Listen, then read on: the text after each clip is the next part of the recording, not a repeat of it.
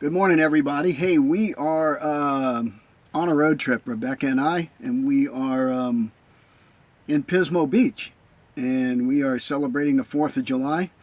It is Saturday, the 4th of July, and we just had our first devotion on the trip, and we kind of wanted to share it with you guys. So we are off the grid a little bit today, and still remembering to get some time with the Lord as we take in His beautiful creation. And Rebecca is feeling better now. She got a little sleep last night. You feel better now? I never felt bad. Oh, she never felt bad, so that's really good. But she feels better, okay?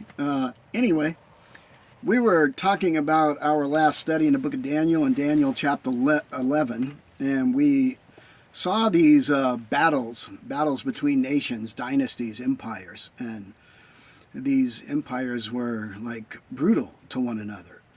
And they had war after war after war. The king of the north against the king of the south, and the king of the south attacking the king of the north, and back and forth it went.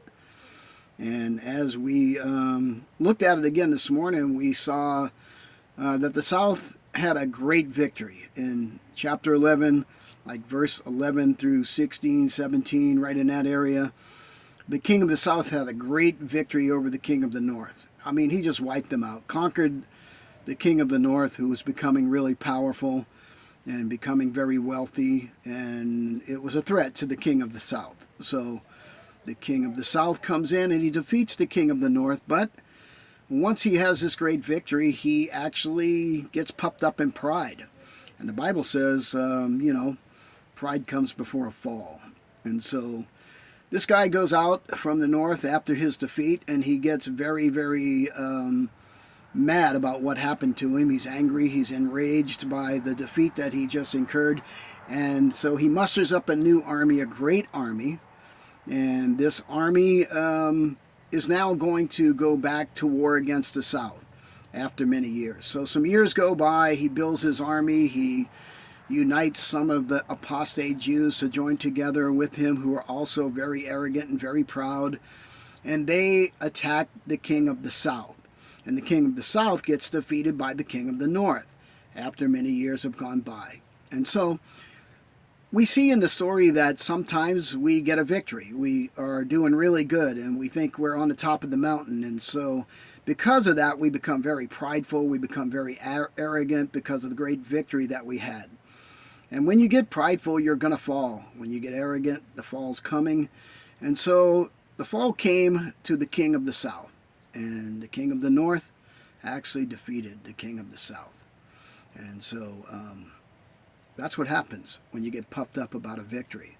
So today, if you're living in some kind of victory, you're on top of the mountain, you're doing really good, you conquered some enemies, that's the time for you to be careful and to be humble, because if you get exalted in your heart over your victories, then sooner or later the enemy will come back and destroy you. And so that was kind of our little devotion this morning. There was a little more, but I think that pretty much says it all.